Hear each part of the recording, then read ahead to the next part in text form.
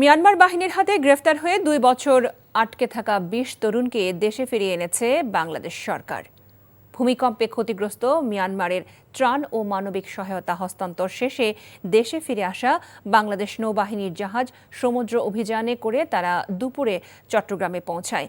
যারা মানব পাচারের শিকার হয়ে মিয়ানমারে আটক ছিল তাদের প্রত্যাবাসনে দীর্ঘদিন ধরে দুই দেশের পররাষ্ট্র মন্ত্রণালয়ের মধ্যে কূটনৈতিক আলোচনা চলছিল।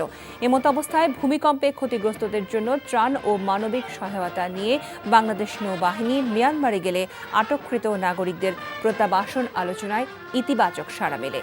দুপুরে চট্টগ্রাম ইশাখা নৌজেটিতে নোঙর করে জাহাজ সমুদ্র অভিযান।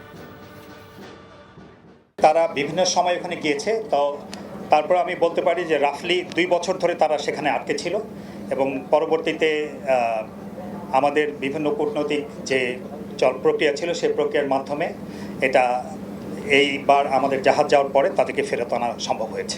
বিক্রি করে দেওয়ার পরে একদিন রাখছে ওইখানে টেকনাফের মধ্যে একটা পাহাড়ের উপর গুদামে। ওইখান থেকে আমাকে একদিন পরে বড় বুড়ে উঠে দেওয়া হয় যে নাকি মালয়েশিয়ার বুড়ে সাগরে। আমরা প্রায় 6-7 দিন ছিলাম।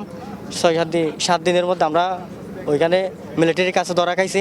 ধরা খাওয়ার পরে আমাদেরকে জেল মারছিল। জেলে আমরা 2 বছর পর্যন্ত ছিলাম।